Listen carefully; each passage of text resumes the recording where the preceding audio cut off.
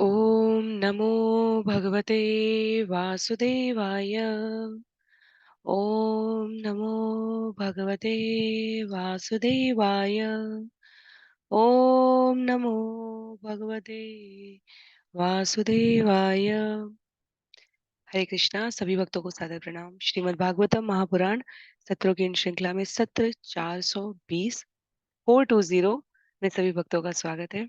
हम सभी यहाँ पर 18,000 श्लोकों वाले श्रीमद् भागवतम महापुराण को अंतर्राष्ट्रीय कृष्ण भावनामृत संघ के संस्थापक आचार्य कृष्ण कृपामूर्ति श्री श्रीमद् अभय चरणारविंद भक्ति वेदांत स्वामी श्रील प्रभुपाद की पुस्तकों के प्रकाश में उसके माध्यम से भक्तों के संग श्रवण और पठन करने का प्रयास कर रहे हैं। जैसा कि सत्रों का प्रारूप है, वर्तमान विषय वस्तु का संक्षिप्त अवलोकन, तत्पश्चात मंगलाचरण और उसके बाद एक एक श्लोक का वाचन और अनुवाद करते हुए हम लोग इस विषय को समझने का प्रयत्न करेंगे।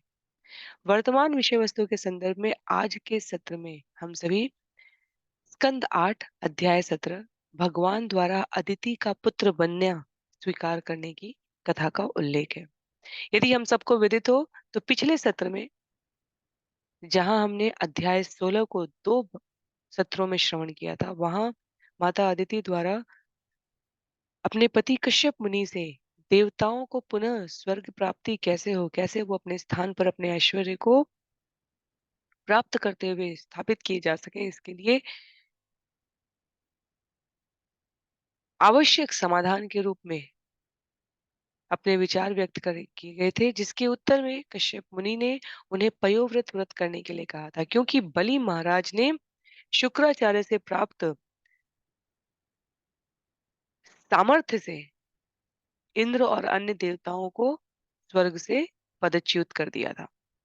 तो वहां पर कश्यप मुनि ने पयोव्रत विधि बताई थी, जिसके संपूर्ण होने पर भगवत कृपा प्राप्त होना सुनिश्चित था। तो पिछले अध्याय में हमने ये विषय को श्रवण किया। आज का अध्याय 17 भगवान को अदिति का पुत्र बनना स्वीकार। इसमें 28 श्लोक है और इस अध्याय की समाप्ति के पश्चात स्कंद 8 से समग्र श्लोकों की संख्या 660 हो जाएगी। पूरे श्रीमद् भागवतम से अब तक के कुल श्रवण किए गए श्लोकों की संख्या 6,981 हो जाएगी। तो आरंभ करेंगे मंगलाचरण से और उसके बाद एक एक विषय को श्लोक के वाचन और अनुवाद से शिल प्रभुपाद के तात्पर्य से सारग्राही विषयों को, बिंदुओं को आचरण करने योग्य, व्यवहार में लाने योग्य तथ्यों को भक्तों के संग श्रवण करने का प्रयास करेंगे।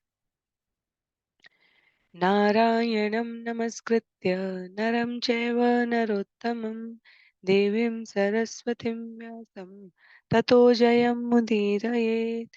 शृण्वतां स्वकथा कृष्ण पुण्यश्रवणकीर्तन यद्यन्तस्तो यभद्राणि विदुनोति सुयत्स्यतां नष्टप्रायेषु भद्रेषु नित्यं भागवत सेवया भगवत्युत्तमश्लोके भक्तिर्भवति नैष्ठिकी।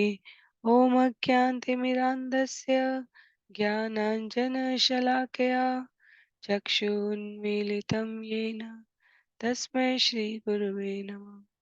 मूकं करोति वाचालं पङ्गुं लङ्घयते गिरिं यत्कृपातमहं वन्दे परमानन्दमाधवम्। वाञ्छाकल्पतरुभ्यश्च कृपा सिन्धुभ्यैव च पतितानां पावनेभ्यो वैष्णवेभ्यो नमो नमः। जय श्री कृष्ण चैतन्य प्रभु नित्यानंद श्री अद्वैत गदाधर श्रीवासादि गौर भक्तवृंद। हरे कृष्णा कृष्णा कृष्णा हरे हरे, हरे राम राम राम हरे हरे। हरे कृष्णा कृष्णा कृष्णा हरे हरे, हरे राम राम हरे हरे। हरे कृष्णा कृष्णा कृष्णा हरे हरे, हरे राम राम हरे हरे। हरे कृष्णा। तो पुनः सभी भक्तों को सादर प्रणाम। श्रीमद् भागवतम महापुराण सत्रों की इन श्रृंखला में आज सत्र 420 420 में सभी का स्वागत है। सत्र की संख्या सामान्य व्यवहारिक भाषा में 420 420 उतनी महत्व की नहीं है जितनी महत्व की है इस सत्र में आने वाला विषय।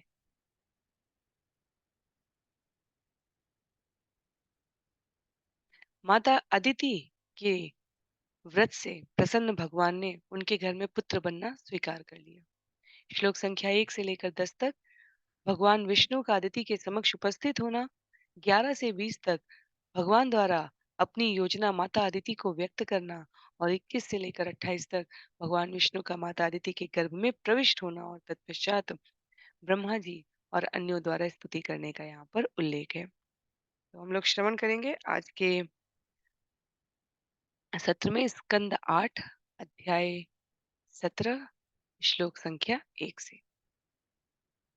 जिनके पास पुस्तक है वो पुस्तक का प्रयोग करेंगे, अन्य सभी की सुविधा के लिए मैं स्क्रीन पर श्लोक दिखाने का प्रयास करूंगी, तो आप सभी वाचन करने का प्रयत्न कर सकते हैं।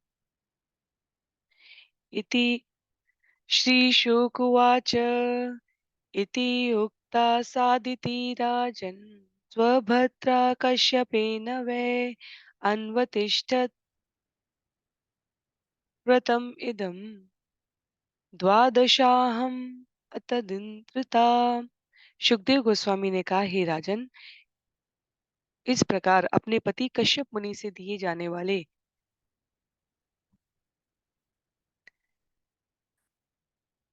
इस प्रकार अपने पति कश्यप मुनि से दिए जाने पर अदिति ने बिना आलस्य के उन आदेशों का दृढ़ता से पालन किया और पयोव्रत अनुष्ठान संपन्न किया। तो पिछले सत्र में अध्याय में हमने देखा था कि किस प्रकार 12 दिन तक करने के पश्चात त्रयोदशी के दिन पूर्णाहुति के लिए जो विधि व्यक्त की गई थी और उसका परिणाम फलश्रुति वो दोनों ही कश्यप मुनि द्वारा माता अदिति को विवेचित किया गया था। तो माता अदिति ने पति की पति के रूप में गुरु की प्रामाणिक आदेश की दृढ़तापूर्वक पालन करने की अपनी निष्ठा को संपूर्ण किया, संपादित किया और उसके परिणाम स्वरूप उनका व्रत बिना किसी विघ्न के सुगमता से संपन्न हो गया।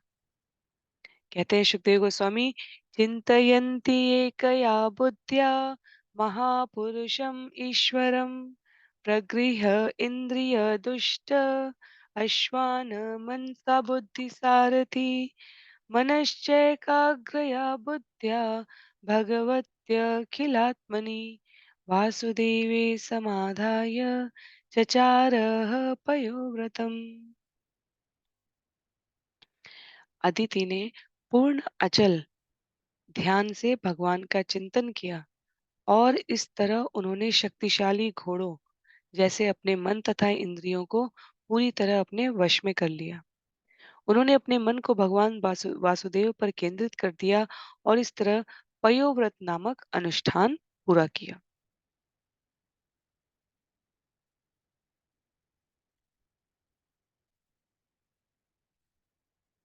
अगर हम यहाँ पूरी प्रक्रिया को देखें तो माता का श्रील प्रभुपाद कहते हैं, व्रत करते समय मन इंद्रिय पूरी तरह संयमित करके भगवान पर केंद्रित कर दी गई थी। तो दिव्य प्रेम भक्ति जब जीवन में हम स्थापित करने का, प्राप्त करने का प्रयास करते हैं तो सकाम कर्म या ज्ञान भक्ति से वो पूर्णतया संभव नहीं है। भौतिक लाभ की इच्छा से रहित होकर अनुकूल रीति से करने पर वो शुद्ध कहलाती है। और भक्त के रूप में माता अदिति स्थापित करती है यहाँ पर कि हठ योग या अन्य विधि का अभ्यास आवश्यक नहीं है। जब मन और इंद्रियां भगवान की अनन्य भक्ति में स्थित की जाती हैं तो वो स्वतः ही संयमित हो जाती है। तो सामान्यतः हम कहते हैं, जब हम हठ योग या ज्ञान योग के बारे में या सकाम कर्म से अपने आप को भगवान की भक्ति में अधिष्ठित करने का प्रयत्न करें तो हम क्या कहते हैं, इच्छाओं का दमन करना होता है, इंद्रियों को बलपूर्वक बाहर से खींचकर, अर्थात भौतिक जगत की विषयासक्ति से खींचकर भीतर स्थित करना पड़ता है। आधा प्रयास तो इसीलिए होता है। बैठने की मुद्रा से लेकर अ, ध्यान करने की विभिन्न पद्धतियों में। किस लिए? कि मन बाहर के विषयों से विरक्त होकर अंतःस्थल में स्थित भगवान की चेतना पर केंद्रित हो सके। पर यदि हम भक्ति योग का देखें तो जब सभी क्रियाएं, जब इंद्रियां संलग्न हैं भगवान की भक्ति करने के लिए, तो वो बाहर की गतिविधियों से सहज ही नियंत्रित और नियमित हो जाती है। तो माता अदिति के द्वारा यहाँ पर वही प्रयत्न है। कहते हैं, तस्या प्रादुर्भूतात भगवान आदि पुरुष पीतवासाश्चतुर्बाहु शंख चक्र गदाधर। हे राजा, तब अदिति के समक्ष आदि भगवान पीतांबर वस्त्र पहने तथा अपने चारों हाथों में शंख चक्र गदा तथा कमल धारण किए हुए प्रकट हुए। भगवान उपस्थित हुए। वास्तव में कश्यप और अदिति शुद्ध बुद्ध सत्व में स्थित आत्माएं हैं और भगवान अपनी योजना में उन्हें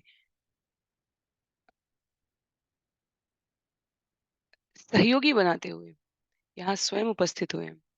तम नेत्र गोचरम वीक्ष्य सहसोत्थाय सादरम ननाम भुवि कायेन दंडवत प्रीति विह्वला।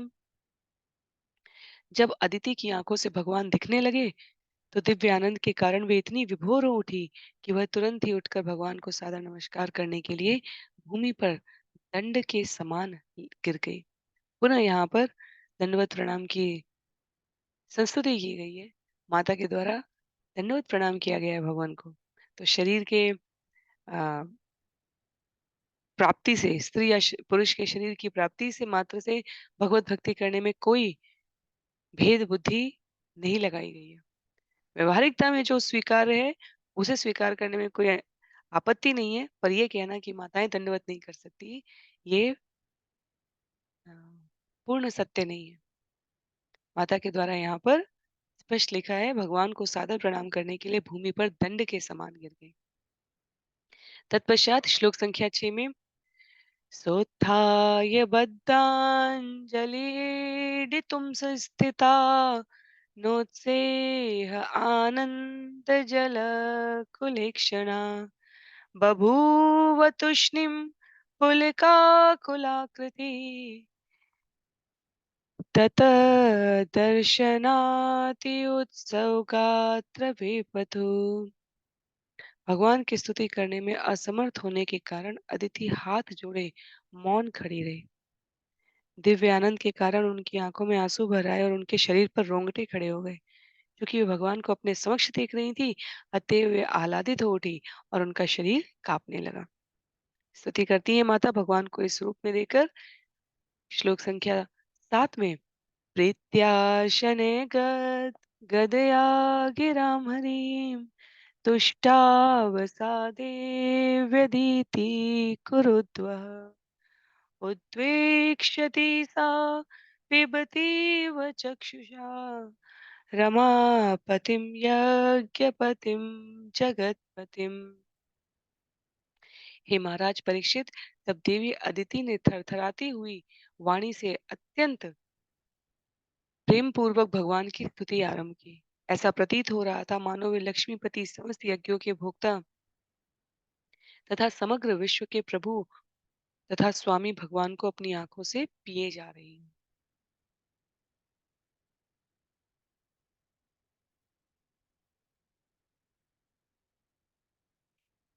तो कहते हैं यहाँ पर श्रील प्रभुपाद तात्पर्य में कि माता भगवान को अपने समक्ष देखकर इस विश्वास से तो पहले ही भरी हुई थी कि ये उनके पुत्रों को समस्त ऐश्वर्य प्रदान करेंगे। पर यहाँ पर भगवान के स्वरूप को देखकर, उनकी इच्छा पूर्ति के लिए भगवान की उपस्थिति को देखकर माता भाव विह्वल हो गई। हमें स्मरण रखना चाहिए कि माता अदिति या कश्यप मुनि सामान्य मनुष्यों के स्तर पर नहीं है। जहाँ कश्यप ब्रह्मा के पौत्र हैं, माता अदिति ने उनको गुरु में के रूप में, पति के रूप में निष्ठापूर्वक भक्ति में अग्रसरित होने के लिए उनकी आज्ञाओं को स्वीकार किया है। इसलिए भगवान की उपस्थिति, उनकी पूर्ण संतुष्टि सामान्य जीवों को इस बात के लिए आश्वस्त करती है कि भगवान प्रार्थनाओं का, भगवान विश्वास का, भगवान श्रद्धा पूर्वक किए गए प्रयास का जितना जीव सोच सकता है उससे भी अधिक संतुष्टिदायक प्रत्युत्तर देते हैं। भगवान को इस स्वरूप में देखकर माता अदिति ने कहा, श्री अदिति उवाच यज्ञेश यज्ञ पुरुषाच्युतीर्थपाद तीर्थ श्रवण मंगल नामधे आपन्नलोक वृजिनोपशोमद्यात् शं न कृधीश भगवन्नसि दीननाथ यज्ञेश यज्ञपुरुषाच्युत तीर्थपाद तीर्थश्रव श्रवण मंगल नामधेय आपन्नलोकवृजिन उपशम उदयोद्यताद्य शं न कृधीश भगवन् नसि दीननाथ।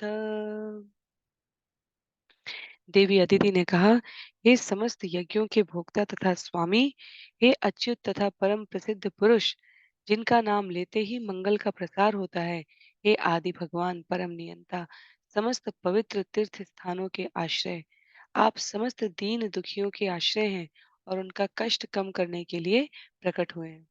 आप हम पर कृपालु हों और हमारे कल्याण का विस्तार करें। व्रत और तपस्या में रत जो व्यक्ति यदि कभी भौतिक कामना से भी पर गुरु के आश्रय में शास्त्र के वचन का पालन करते हुए भक्तों के संग में भगवान की आराधना करते हैं, तो भगवान निश्चित रूप से कौन्तेय प्रतिजानी ही न में भक्त प्रणश्यति। भगवान अध्याय 9 श्लोक संख्या 31 में जब अर्जुन को कहते हैं कि घोषणा कर दो कुंती पुत्र कि मेरा भक्त कभी नष्ट नहीं होता, तब इस वचन की पूर्ति स्वाभाविक रूप से भगवान द्वारा की जाती है। ऐसा नहीं है भगवान ने वहां पर किसी प्रकार की लोकप्रियता अर्जित करने के लिए ये पंक्ति कही, और आज तक किसी जीव का ऐसा उदाहरण नहीं है जिसने भगवान की भक्ति पूर्ण निष्ठा के साथ की हो और उसको उसका फल ना मिला। तो इसलिए पुनः एक बार माता अदिति के द्वारा किया गया व्यवहार और भगवान की यहाँ उपस्थिति, माता अदिति कहती हैं, आपने भक्तों के सौभाग्य का विस्तार करने की अपनी इस उपस्थिति की प्रस्तुति से सुनिश्चित कर दी है। तो अदिति को विश्वास है कि अब क्योंकि भगवान उपस्थित है यहाँ पर, तो जो असुरों द्वारा उत्पन्न संकटमय स्थिति है वो समाप्त हो जाएगी। कहती है माता अदिति आगे श्लोक संख्या 9 में, विश्वाय विश्व भवन स्थित संयमाय स्वैरम गृहीत पुरुषक्ति गुणाय भूम्ने स्वस्थाय शश्वत उपबृंहित पूर्ण बोध व्यापादित आत्मतमसे हरये नमः ते। हे प्रभु, आप सर्वव्यापी विश्वरूप इस विश्व के परम स्वतंत्र सृष्टा, पालक तथा संहारक हैं। यद्यपि आप अपनी शक्ति को पदार्थ में लगाते हैं, तो भी आप सदैव अपने आदि रूप में स्थित रहते हैं और कभी उस पद से च्युत नहीं होते, क्योंकि आपका ज्ञान अच्युत है और किसी भी स्थिति के लिए सदैव उपयुक्त है। आप कभी मोहग्रस्त नहीं होते। हे स्वामी, मैं आपको सादर नमस्कार करती हूँ। तो इस प्रकार माता ने श्लोक संख्या 8, 9 और 10 तीन का प्रयोग किया है, जहाँ सुंदर शब्द निवेदित करते हुए भक्त और भगवान के इस भाव के, इस श्रेष्ठ वचनों और कार्यों के आदान प्रदान में भगवान की प्रतिबद्धता और जीवों की सुगति की सुनिश्चितता व्यक्त की है। माता अदिति भगवान की इन महिमाओं की ओर संकेत करते हुए कहती हैं कि इस विश्व में हम जो कुछ भी देख रहे हैं, श्रील प्रभुपाद कहते हैं, माता का भाव है कि वह वास्तव में भगवान की शक्ति का प्रसार है। जिस प्रकार जगत के ऊपर फैली धूप तथा ताप सूर्य का विस्तार होते हैं, उसी प्रकार जब कोई भगवान की शरण में जाता है तो वो माया के प्रभाव को पार करके भगवान की कृपा का वो अनुभव अर्जित कर लेता है, जिसके कारण पर्याप्त बुद्धिमत्ता से वो कभी फिर इस मोह के गर्त में, मृत्यु जगत में, मर्त्य लोक में नहीं गिरता है। कहती है माता श्लोक संख्या 10 में, आयु परम वपु अभीष्टमतुल्य लक्ष्मी द्यो भूरसा सकल योग गुणा त्रिवर्ग ज्ञानं च केवलमनन्त भवन्ति तुष्टात् त्वत्तनृणां किमु सपत्न जयादि आशी। हे अनंत, यदि आप प्रसन्न हैं तो मनुष्य को ब्रह्मा जैसी दीर्घायु, उच्च मध्य या निम्न लोक में शरीर, असीम भौतिक ऐश्वर्य, धर्म अर्थ तथा इंद्रिय तोष, पूर्ण दिव्य ज्ञान तथा आठों योग सिद्धियां बड़ी आसानी से प्राप्त हो सकती हैं। अपने प्रतिद्वंदियों पर विजय प्राप्त करने की बात करना तो अत्यंत नगण्य उपलब्धि है।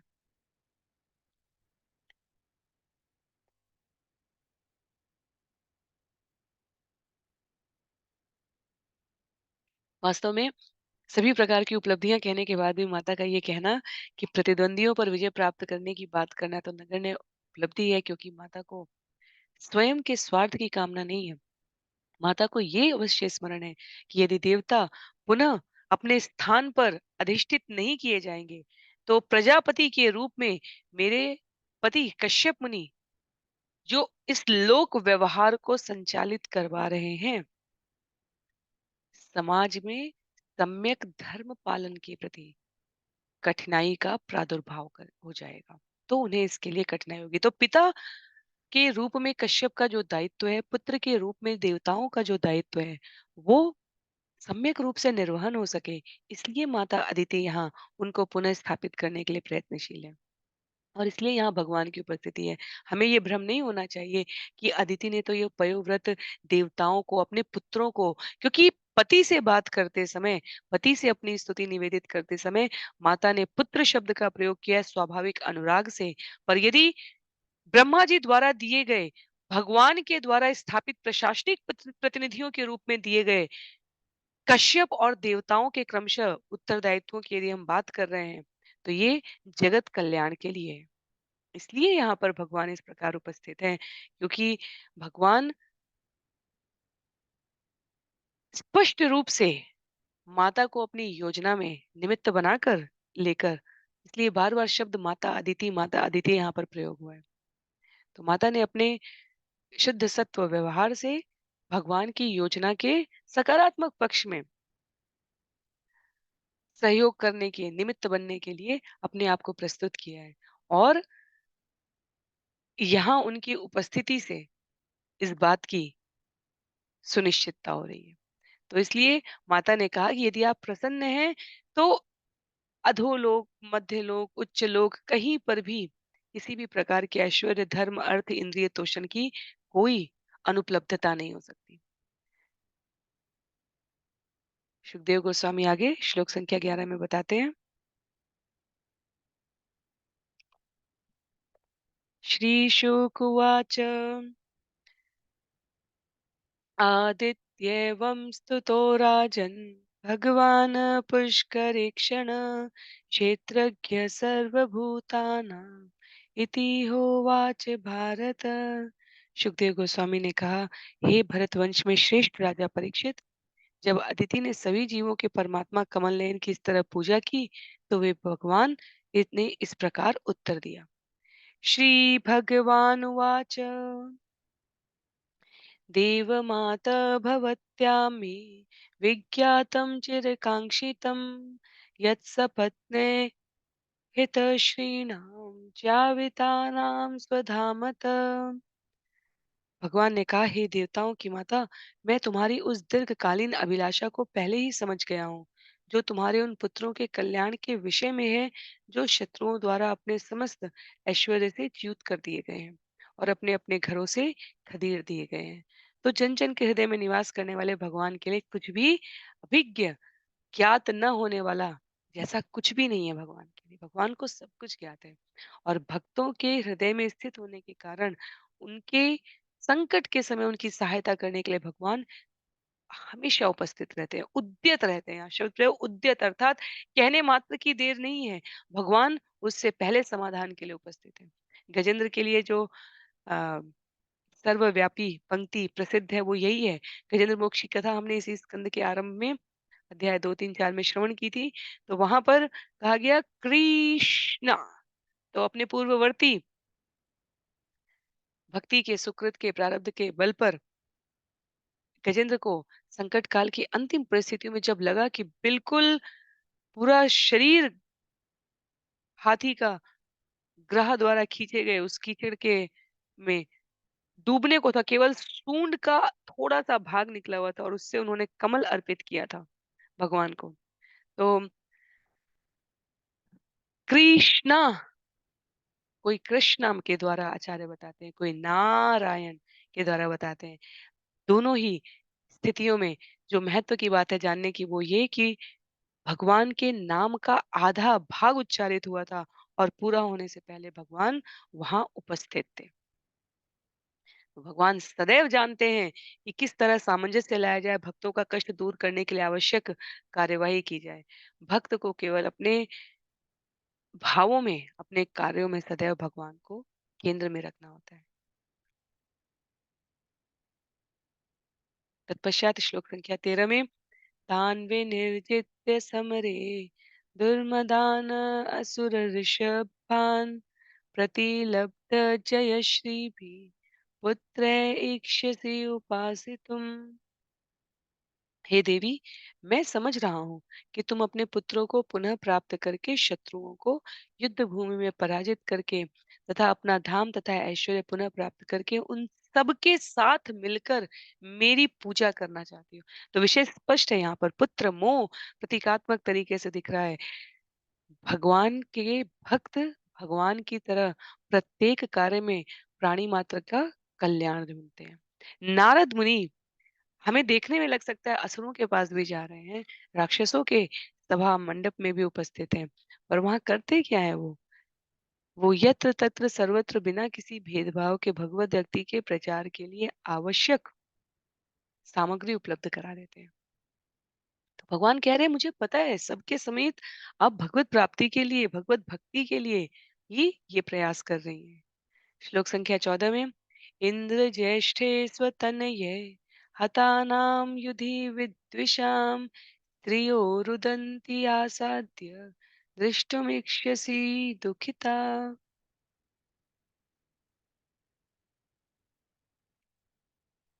तुम अपने पुत्रों के शत्रु उन असुरों की पत्नियों को अपने अपने पतियों की मृत्यु पर विलाप करते हुए देखना चाहती हो, जब वे इंद्रादि देवताओं द्वारा युद्ध में मारे जाएं। कुरुक्षेत्र के संग्राम में भी माता युद्ध में विराट रूप में अर्जुन ने दर्शन किए थे कि जो युद्ध यहाँ पर हो रहा है वास्तव में उसका परिणाम तो पहले से ही सुनिश्चित है। और जब युद्ध में जहाँ भगवान की उपस्थिति रही है, अधार्मिक पक्ष से लड़ने वाले योद्धा भी सुगति को प्राप्त होते हैं। उनके पूर्ववर्ती सुकृत कट जाते हैं क्योंकि उनके समक्ष भगवान उपस्थित होकर उनको आश्रय प्रदान कर देते हैं। तो माता अदिति के द्वारा की गई इस स्तुति में, भगवान की इस उपस्थिति में और यहाँ आशीर्वाद देते समय भगवान के शब्दों की प्रस्तुति में, स्तुति में, उपस्थिति में और प्रस्तुति में, तीनों में जब ये कहा जा रहा है कि असुरों की पत्नियां अपने अपने पतियों की मृत्यु पर विलाप करें, तो वास्तव में असुरों को अब उद्धार का मार्ग प्राप्त हो रहा है। तो इसलिए शरीर पर विलाप करने की ये बात यहाँ इतने महत्व की नहीं है जितने अधिक महत्व की ये बात है कि भगवान ने भक्त के रूप में माता अदिति को सुनिश्चित कर दिया कि असुर पराजित होने वाले हैं, पराजित ही नहीं नष्ट होने वाले हैं। आत्मजान सुसमृद्धान् त्वं प्रत्यायत यशश्रिय नाकपृष्ठम् अधिष्ठाय क्रीणतो दृष्टुमिच्छसि। तुम चाहती हो कि तुम्हारे पुत्र खोया हुआ यश तथा ऐश्वर्य प्राप्त करें और पुनः पूर्ववत अपने स्वर्गलोक में निवास करें। प्रायोऽधुना ते सुरयूथनाथा अपारणीया इति देवि मे मतिः यत्तेऽनुकूल ईश्वर वे प्रगुप्ता न वे क्रमतत्र सुखम ददाति। हे देवताओं की माता, मेरे विचार से असुरों के सारे प्रधान अब अजेय हैं, क्योंकि वे उन ब्राह्मणों द्वारा सुरक्षित हैं जिन पर भगवान की सदैव कृपा रहती है। अतएव उनके विरुद्ध बल प्रयोग अब सुख का स्रोत नहीं बन सकता। इसीलिए हम देखेंगे बृहस्पति ने भी देवताओं को कहा कि अभी के लिए आप प्रच्छन्न रूप से लोप हो जाएं सभी के सभी, क्योंकि उनकी सबसे बड़ी चिंता यही थी कि बलि और अन्य ब्राह्मणों द्वारा दिए गए आशीर्वाद से संरक्षित है और ब्राह्मण सदैव भगवान की कृपा से संरक्षित है।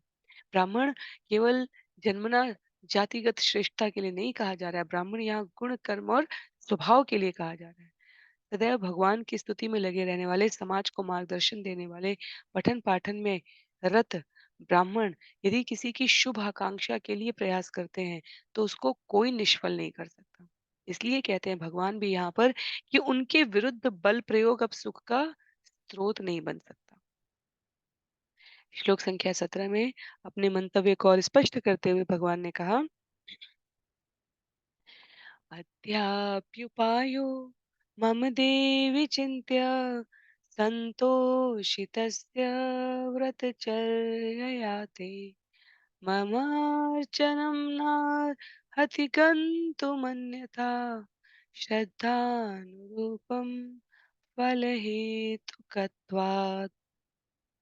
हे देवी अदिति, फिर भी चूंकि मैं तुम्हारे व्रत कार्य से प्रसन्न हुआ हूँ, अतएव मुझे तुम पर कृपा करने के लिए कोई न कोई साधन खोजना होगा, क्योंकि मेरी पूजा कभी भी व्यर्थ नहीं जाती, प्रत्युत पात्रता के अनुरूप वांछित फल देने वाली होती है। तो भगवान ने स्वयं उपस्थित होकर माता को आश्वस्त करते हुए कहा है कि कार्य कठिन है और असंभव नहीं है। क्यों? क्योंकि मेरे द्वारा जिस व्रत का पालन करने के लिए मैंने स्वयं को उद्यत किया है कि भक्त के लिए मैं सदैव उपस्थित हूँ, वहां मुझे कोई साधन मात्र ढूंढना होगा जिससे प्राप्यता के पात्रता के अनुरूप वांछित फल प्राप्त हो सके। भगवान आगे बढ़ते चले जाते हैं इस क्रम में। श्लोक संख्या 18 में कहते हैं, त्वयार्चितो जो हमपत्य गुप्तये पयोव्रतेनानुगुणं समीलित स्वांशेन पुत्रत्वमुपेत्य ते सुतान् गोप्तास्मि मारे च तपस्यधिष्ठित। तुमने अपने पुत्रों की रक्षा के लिए मेरी स्तुति की है और महान पयोव्रत रखकर मेरी समुचित पूजा की है। मैं कश्यप मुनि की तपस्या के कारण तुम्हारा पुत्र बनना स्वीकार करूंगा और इस प्रकार तुम्हारे अन्य पुत्रों की रक्षा करूंगा। तो गुरु की कृपा की महत्ता बताते हुए यहाँ पर कश्यप मुनि की जनहित की भावना से पूरित कार्यों की श्रेष्ठता बताते हुए भगवान कहते हैं कि मैं पुत्र बनकर आऊंगा माते और उससे मैं अन्य पुत्रों की रक्षा करूंगा। तो भगवान अपनी योजना इस प्रकार माता को अभिव्यक्त कर रहे हैं। श्लोक संख्या 19 में, उपधाव पतिं भद्रे प्रजापतिम अकल्मषम माम च भावयति पत्यावेवं रूपम अवस्थितम।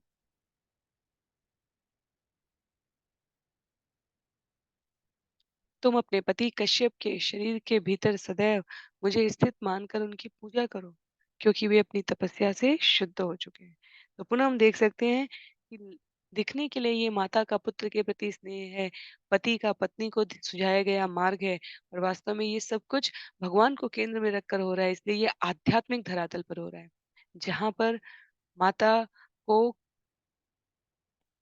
आशीर्वचन देते हुए भगवान कह रहे हैं, कश्यप अपनी तपस्या से शुद्ध हो चुके हैं, इसलिए यदि मार्ग उनके द्वारा सुझाया गया है और आपके द्वारा उनकी प्रभुता को स्वीकार करते हुए पालन किया गया है, तो सर्वव्यापक संपूर्ण प्रकार के प्रभुत्व से ओतप्रोत भगवान ने स्वयं इसके प्रति आश्वस्ति दी है।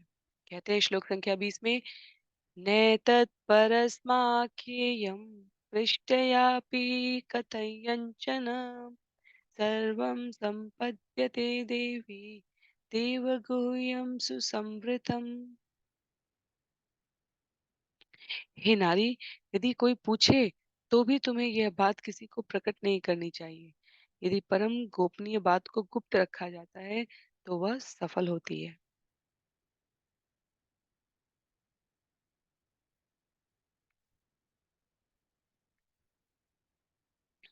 तो हर बात जो हम लोक व्यवहार में पालन करते हैं वो कहीं ना कहीं से इस आधार पर आती है कि किसी न किसी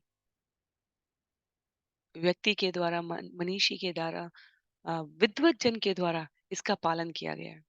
जब कहा जाता है कार्य पूरा होने से पहले अन्यों को उसका प्रचार नहीं करना चाहिए, तो ये बात भी यहाँ पर भगवान कहते हैं कि जब गोपनीय बात को गुप्त रखा जाता है तो वो सफल होती है, और जब उसे व्यक्त भी किया जाए तो स्वयं के श्रेय के लिए ना किया जाए तो भी वो सफल होती है। वास्तव में उसमें कठिनाइयां आ सकती है पर वो सफल होती है। पर भौतिक रूप से यदि गोपनीय बात को व्यक्त किया जाए स्वयं के अहंकार को तुष्ट करने के लिए, स्वयं के समाज में अधिक स्वीकार्यता के लिए, तो उसकी सफलता में संशय हो सकता है। तो भगवान यहाँ माता अदिति के माध्यम से प्राणी मात्र को बता रहे हैं कि यदि बात गोपनीय रखें, गुप्त रखें, तो उसकी सफलता अधिक सुनिश्चित है, क्योंकि उससे किसी भी प्रकार की प्रवंचना, वाद विवाद की स्थिति को हटाया जा सकता है। तो इस प्रकार से श्लोक संख्या 1 से लेकर 10 तक हमने भगवान विष्णु का अदिति के समक्ष उपस्थित होना देखा। तत्पश्चात 11 से 20 में भगवान विष्णु द्वारा अपनी योजना माता अदिति को व्यक्त की गई है, और तत्पश्चात श्लोक संख्या 21 से लेकर 28 तक भगवान विष्णु का माता अदिति के गर्भ में प्रविष्ट होना और ब्रह्मा जी द्वारा स्तुति निवेदित है। तो अगले 8 श्लोकों में ये कार्य संपादित किया जाएगा। सुखदेव गोस्वामी स्पष्ट करते हुए कहते हैं, श्री शुकुवाच एतावत् उक्त्वा भगवान् तत्र अधीयत अदिति दुर्लभं लब्ध्वा हरे जन्म आत्मनि प्रभो क्षमा कीजिए। एतावत् उक्त्वा भगवान् तत्रैव अन्त अधीयत अदिति दुर्लभं लब्ध्वा हरे जन्मात्मनि प्रभो उपाधावत् पतिं भक्त्या परया कृत कृत्यवत। सुखदेव गोस्वामी ने कहा, ऐसा कहकर भगवान उस स्थान से अदृश्य हो गए। भगवान से यह परम मूल्यवान आशीर्वाद पाकर कि वे उसके पुत्र रूप में प्रकट होंगे, अदिति ने अपने को अत्यंत सफल माना, और वह अत्यंत गंभीरता पूर्वक, भक्ति पूर्वक अपने पति के पास गई है। तो माता अदिति अब कश्यप के मुनि के पास जा रही हैं। सवे समाधि योगेन कश्यपस्तद अबुध्यत प्रविष्टमात्मनि हरे अंशम ही अवितत ईक्षण। ध्यान समाधि में स्थित होने के कारण अचूक दृष्टि रखने वाले कश्यप मुनि यह देख सके कि उनके भीतर भगवान का स्वांश प्रविष्ट कर गया है। श्लोक संख्या 23 में, तो अदित्यां वीर्यमाधत तपसा चिर संभृतम समाहित मना राजन दारुणी अग्निम यथानिल। हे राजा, जिस तरह वायु काठ के दो टुकड़ों के बीच घर्षण को तेज करती है और अग्नि उत्पन्न कर देती है, उसी तरह भगवान में पूर्णतया ध्यानमग्न कश्यप मुनि ने अपने वीर्य को अदिति की कुक्षी में स्थानांतरित कर दिया। भगवान यहाँ पर अपने प्रिय पात्रों को अपनी योजना में सहायता करने के लिए निर्देशित कर रहे हैं, और इसलिए लोक व्यवहार के इस क्रम में कश्यप मुनि द्वारा माता अदिति के व्रत की सफलता को देखकर भगवान की योजना में आगे सहायक बनने के लिए पति पत्नी के अपने संबंध के इस स्वरूप में संयोग करके भगवान की प्रक्रिया में आगे लोक कल्याण के लिए विस्तार दिया गया। श्रील प्रभुपाद कहते हैं कि यहाँ ये समझना अत्यंत आवश्यक है कि कश्यप मुनि और अदिति का संयोग सामान्य मानवों जैसा कोई इंद्रिय तुष्टि के लिए किया गया संसर्ग नहीं था। ये भगवान की दिव्य लीला में कभी भी और किसी भी, वास्तव में यदि हम कृष्ण पुस्तक को देखें, यदि हम भगवान राम के धरती पर मानवीय स्वरूप को उपस्थित होते हुए देखें, तो कभी भी भगवान सामान्य भौतिक जगत में लगे स्त्री पुरुषों के इंद्रिय संसर्ग के कारण उत्पन्न होने वाले तत्व के रूप में नहीं आए हैं। ये जन्म कर्म समेत दिव्यम, भगवान के जन्म और क्रियाएं दोनों ही अद्वितीय रहे हैं। इसलिए यहाँ पर श्रील प्रभुपाद ने इस विषय में तात्पर्य का प्रयोग करके सामान्य जनमानस को विषय के सापेक्ष और बुद्धिमान बनने का, विषय को समझने का निर्देशन करते हुए तात्पर्य को व्यक्त किया है। उनका कहना है कि जीव प्रकृति के 3 गुणों का भोग करता हुआ जीवन यापन करता है, और इसलिए विभिन्न योनियों में अच्छे बुरे से उसको सामना करना पड़ता है। पर ये क्रियाएं जब भगवत प्राप्ति के लिए की जाती हैं, तो वो जी भौतिक तत्वों से पृथक होने के कारण उसके कार्यकलाप भी अद्वितीय हो जाते हैं।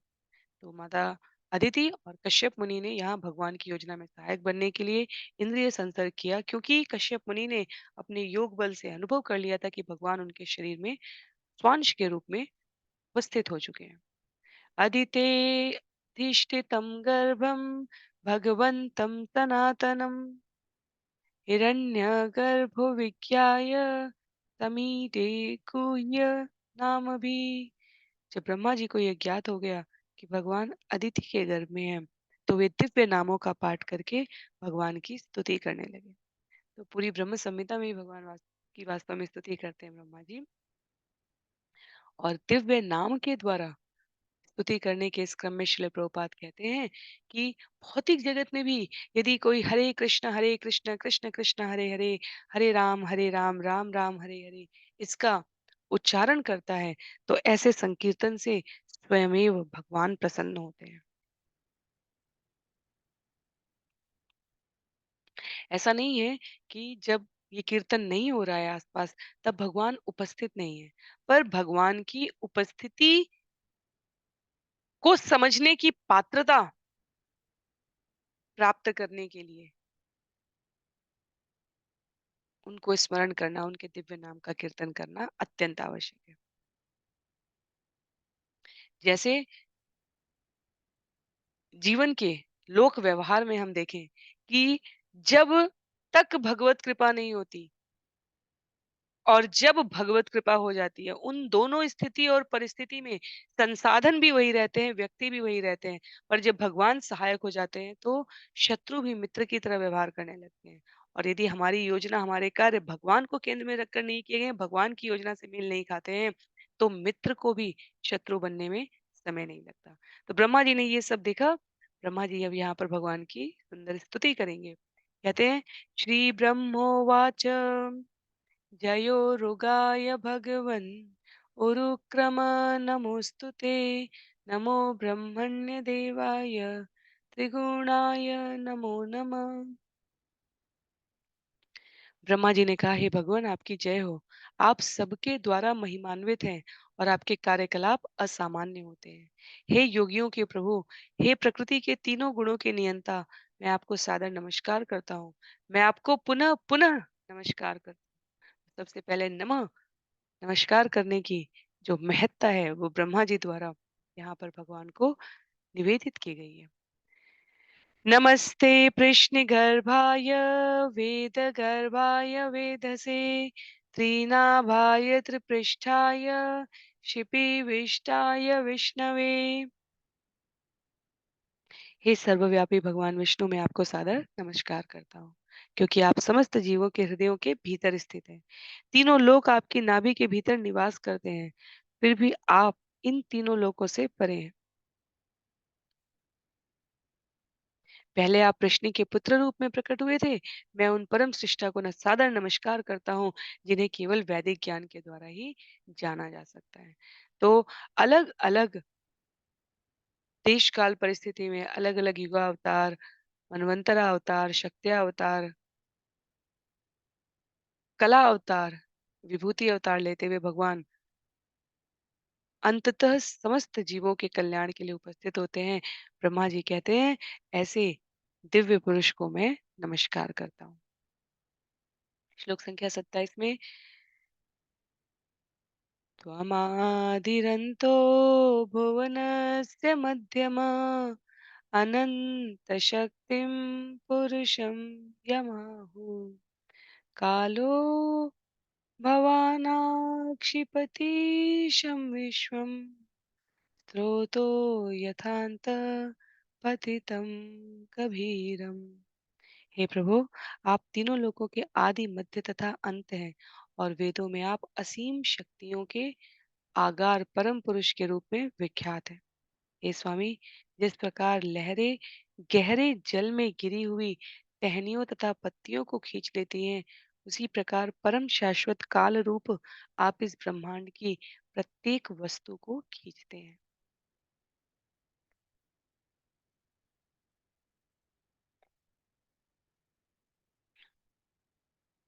भगवान यहाँ पर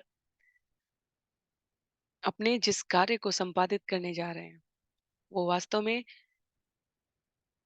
सामान्य जनमानस की कल्पना से परे है। ब्रह्मा जी कहते हैं जिस प्रकार लहरें गहरे जल में गिरी हुई टहनी और पत्तियों को खींच लेती हैं, उसी प्रकार भगवान शाश्वत काल रूप में ब्रह्मांड की प्रत्येक वस्तु को खींचते हैं। पता है कि असुरों का संहार होने वाला है। पता है कि भगवान जो स्वरूप धारण कर रहे हैं, जो अवतार धारण कर रहे हैं, उसमें उनके द्वारा किए गए कार्यकलाप सामान्य जनमानस को मोहवश ऐसे प्रतीत हो सकते हैं कि असुरों के साथ कहीं पक्षपात अन्याय तो नहीं हो रहा।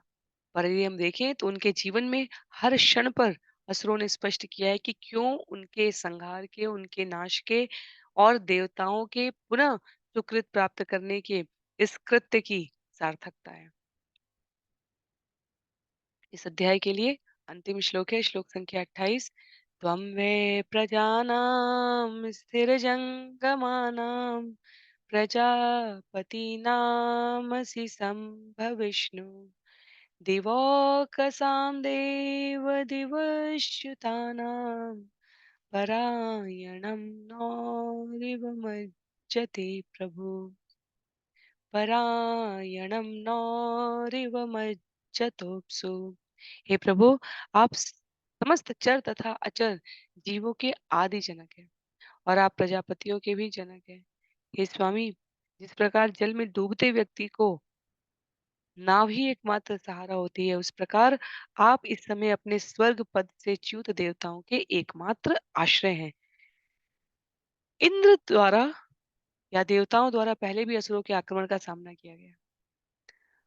ये स्थिति पहले भी उत्पन्न हुई है और तब की स्थिति में और अब की स्थिति में अंतर ये है कि देवताओं ने अपने गुरु का आश्रय लिया है क्योंकि गुरु ने आश्वस्त किया कि भगवान समयांतर पर अपनी योजना को फलीभूत करेंगे। पुनः देवताओं की माता अदिति द्वारा अपने गुरु रूप में कश्यप मुनि को, जिन्हें उन्होंने पति गुरु रूप में स्वीकार किया था, उनके द्वारा पुनः गुरु महिमा को ध्यान में रखकर उनके वचनों का पालन करके अभ्यास किया गया है। तो ब्रह्मा जी इसलिए यहाँ पर कहते हैं कि जिस प्रकार जल में डूबते हुए व्यक्ति के लिए नाव एकमात्र सहारा होती है, उसी प्रकार स्वर्ग पद से च्युत देवताओं के लिए आप एकमात्र आश्रय हैं। तो श्रीमद् भागवतम के अष्टम स्कंद के अंतर्गत भगवान को अदिति का पुत्र बनना स्वीकार नामक 17वें अध्याय के भक्ति वेदांत तात्पर्य पूर्ण हो रहे हैं। हमारे लिए जो ग्राह्य बिंदु है वो ये कि बिना किसी भेद का विचार किए हमें अपने जीवन में सदैव भगवत भक्ति को प्राथमिकता देनी है। यदि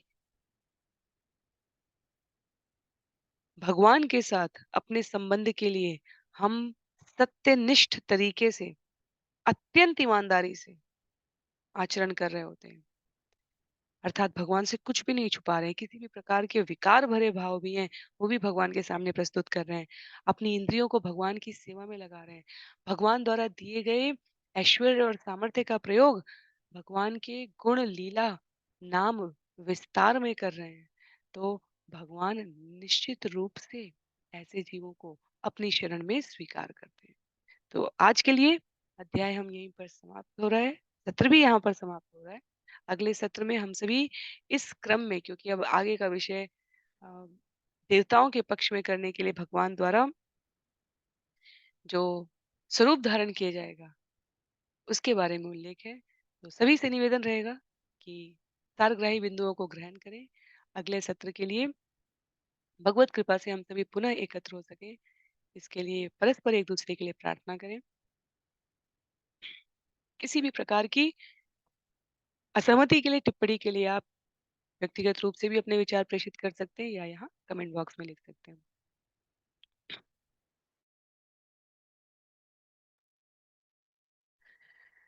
श्रील प्रभुपाद की जय, श्रील गुरुदेव की जय, अनंत कोटि वैष्णव वृंद की जय, श्रीमद् भागवतम महापुराण की। हरे कृष्ण।